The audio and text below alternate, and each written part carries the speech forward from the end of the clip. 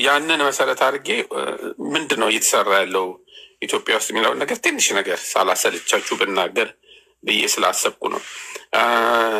እየተሰራ ያለው የከተማ ልማት ለምን የኮሪደር ልማት ተብሎ ያነሰ ስም እንደተሰጠው አላውቅም። ቅድም የሆነ ሰው እንዳለው የኮሪደር ልማት ብቻ አይደለም መባል ያለበት። ኢንፋክት የአብይ አንድ ኳሊቲው ምንድን ነው? የሚሰሩ ሰዎችን አሰባስቦ ስራዎችን ያሰባቸውን የወጠናቸውን ነገሮች እንዲሰሩ ማድረግ ነው። ከዛ ውስጥ አንዷ ያው የአዲስ አበባ ከንቲባ ናት። አብዛኛውን ስራ የምትሰራ እሷ ናት። አይዲያው ከአብይ ውጣ እንጂ ስራው የምትሰራ በሁሉም ቦታ እንደዚህ ነው። ሪዞርቶቹ ላይ ሀሳቡ እሱ ነው። የሚሰሩ ሰዎች አሉ። ሰንበዲ ቅድም አብርሃም ሲጠቅስ ሰምቸዋለሁ። ሚሊተሪው ላይ ሀሳብ አለው። ሀሳቡን ለሚሊተሪ ሰዎች ያካፍላል። ስራውን የሚሰሩት እነሱ ናቸው። ሚሊተሪ ላይ እየተሰራ ያለው ነገር አስገራሚ ነው። ለምሳሌ በሚሊተሪው ላይ ሰሞኑን ሰምታችሁ ከሆነ 2025 ግሎባል ፋየር ፓወር ኢንዴክስ ወጥቶ ነበር እና አፍሪካ ውስጥ 38 ሀገሮች ናቸው በወታደር እና ሰራዊት አላቸው ተብለው የሚታሰቡት ከ50 ምናምን ሀገር ውስጥ ማለት ነው። ከ54 ከ55 ኤርትራን እንደ ሀገር ከቆጠርን ማለት ነው 55 የሚሆነው። ከነዛ 38 ሀገሮች ኢትዮጵያ 5ኛ ናት። የሆነው አመታዊ ባጀቱ $82 ቢሊዮን ነው እና 162,000 በደንብ የሰለጠነ አክቲቭ ተዋጊ ያላት። ቱ ዮር ሰርፕራይዝ 5,000 የአየር ኃይል ውስጥ ያሉ የሰራዊት አባላት አሉ። ወደ 20,000 የሚጠጋ አስገራሚው ነገር ይሄ ነው። የኔቪ አባላት አሉት። ምንድን ነው የታሰበው ነገር? ያው ፎርሚ ከምርጫው በኋላ የሚሆን ይመስለኛል። ያው ምርጫው ተጠናቆ ጥቂት ዓመታት ከቆየም በኋላ አሰብ ወደኛ የሚመጣ ይመስለኛል። ለዛ የተዘጋጀ ኔቪ አለ ወደ 20,000። ማንም አያወራልህም። ይሄንን የሚያወሩልህ አምፖል ተንጠለጠለ ምናምን ነው። $2 ቢሊዮን ባጀት ያለው የኢትዮጵያ ሰራዊት ተገንብቷል። ይህን ደፎሎ አየር ኃይሉ ወደ 120,000 ሄሊኮፕተሮች፣ ጀቶች እና ሌሎች በራሪዎች አሉት በሰው የሚበሩ። ከዛ ውጭ ደግሞ በድሮን ቴክኖሎጂ አፍሪካ ውስጥ ፈርስት ነው። ይሄ ፕሮፓጋንዳ አይደለም። ይሄ እየተደረገ ያለ ነገር ነው። ይሄንን የሚያወራልህ የለም። ለምን? ይሄንን የሚያውቀው ጠጋ ብሎ እንደ ይሄ ገቨርንመንት የሚሰራው ስራ ምንድን ነው ብሎ የሚመለከት ሰው ነው። የጥይት ከዚህ ቀደም ጥይት እናስገባት፣ ጥይት አሁን አይገባም። ሀሚቾ የሚባል የጥይት ፋብሪካ ላይ ያለ የሚገርም ነገር አምርተን ኤቭሪ ይር ወደ $30 ሚሊዮን የሚገመት ጥይት ይሸጣል። ዱ ዩ ብሊቭ ዲስ? የጋፋት ላይ የሆነ ነገር ቢነሳ ከውጭ ኢምፖርት ማድረግ ብትከለከል ማምረት የሚያስችል መሳሪያ ማምረት የሚያስችል ፋብሪካ ሰርቷል። ዋት ዱ ዩ ዋንት? ይሄ በሚሊቴሪው ብቻ ነው። ሪቨርሳይዱን ውሰድ። ይኸውልህ የወንዝ ዳርቻውን ብቻ ነው የምነግርህ። 69 ኪሎ ሜትር ነው። ከዚህ ውስጥ 56 ኪሎ ሜትሩ ለምቷል። የወጣበትን ታውቃለህ? it is $1 ቢሊዮን እንዴ!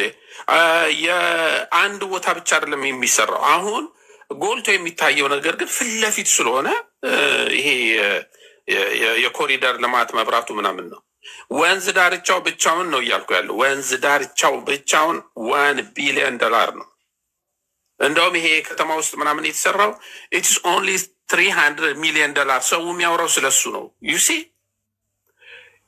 አሁን የነገርኩልን ብደማምረው ወደ $4 ቢሊዮን ነው። ሰዎች የሚያወሩት $300 ሚሊዮን ስለወጣበት መብራት የኮሪደር ልማት ነው። ገቨርንመንቱ እየሰራ ያለውን ነገር ጠጋ ብሎ ኢንዲቴል አይቶ ነገሮችን የሚናገር ሰው የለም።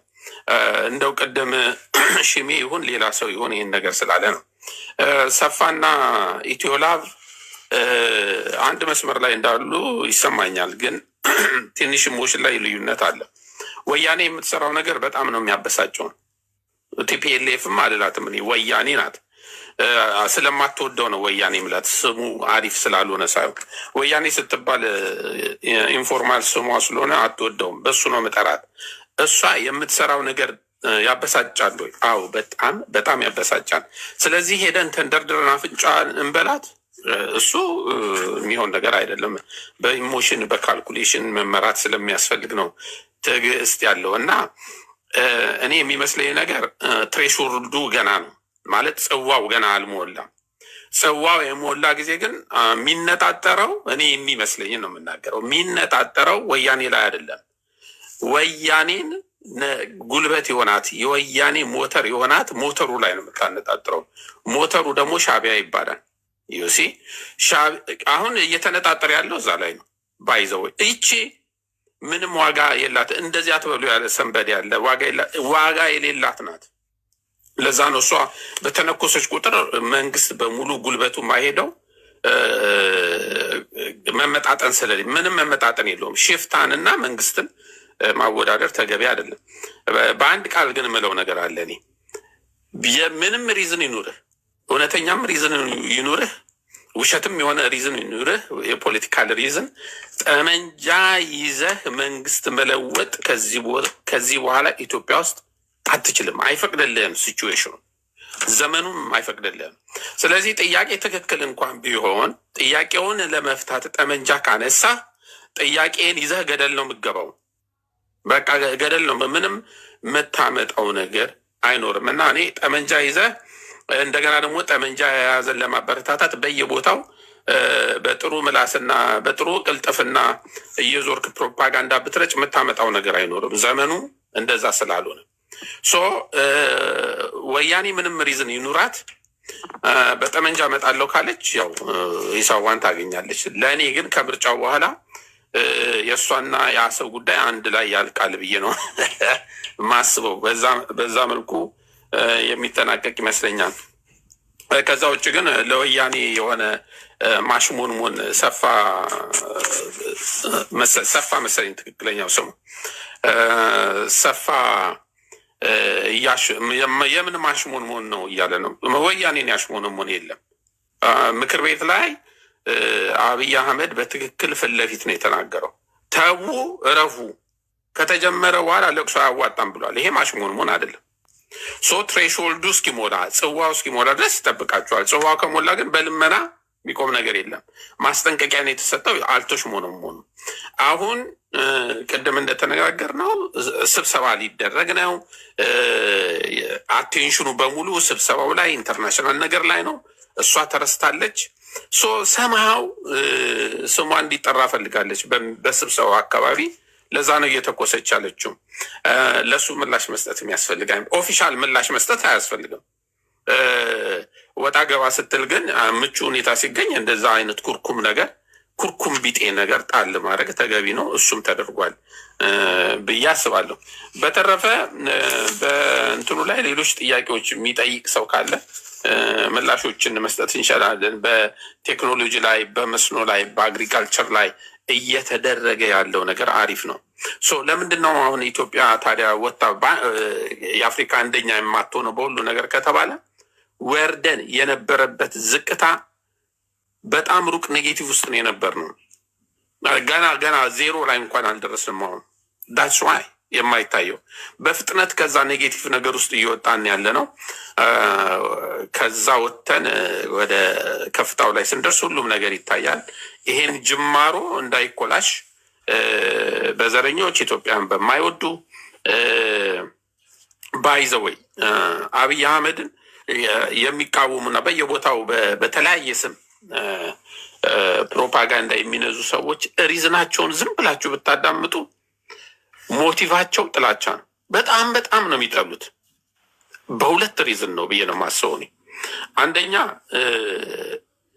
እነሱ ከገመቱት በላይ ሆኖ ተገኝቷል ሰውየው፣ ስለዚህ ይጠሉታል። ሁለተኛ ከመጣበት ህብረተሰብ የተነሳ ሊሆን ይችላል። ያ ህብረተሰብ ውስጥ የመጣ ሰው ሊመራን አይገባም የሚል ጥላቻም አለ። እንደሱ ከሆነ እነዚህን ሰዎች በጡጫ ብቻ ነው የምታሸንፋቸው። ስለዚህ ኃይልህን ጉልበትህን አስተካክለ መጠበቅ ነው። ሁለተኛው ሰውየው ከሆነው በታች እንዲሆን ለመጠበቅ ከሆነ ምንም ማድረግ አይቻልም። ገና እየጨመረ ነው የሚሄደው። እየጀመረ ስለሆነ ገና እየተነሳ ነው። እንደነገረ ማንሰራራት ላይ ነን እና ያለ ማንሰራራት ላይ ነው። ወደ ከፍታው ሲመጣ ደግሞ የበለጠ ነው። ጥላቻ ነው የአብዛኞቹን የሚነዳው። እየፈለገ መልካም ነገር ቢሰራ ከእነሱ ፖዘቲቭ ነገር መስማታችንም። ሁሉም ገቨርንመንት ችግር አለበት። የምታወዳድረው በሚሰሩት መልካም ነገር ነው። በሚሰሩት መልካም ነገር የምታወዳድር ከሆነ ደግሞ አሁን እየተሰራ ያለው ነገር አሪፍ ነው። ሶ በየስርቻው ከወያኔ ተምረው ብልግና የሚሰሩ የብልጽግና ሰዎች የሉም ወይ? ገቨርንመንቱም አልካድም አሉ። እነሱን ቀስ እያልክ እያበጠርክ ይህንን ታች ያለውን ህዝብ የሚያስመርሩትን ሰዎች ቦታ ቦታቸውን ስታዚዝ ደግሞ አሁን ከሚሰራው በላይ ነገሮች እየፈጠኑ ይሄዳሉ። ሶ ኢትዮጵያ አሪፍ መንገድ ላይ ናት ያለችው። ድሉ ይቀጥላል። እኛም ደግሞ በተቻለ መጠን በዚህ መልኩ ልንረዳ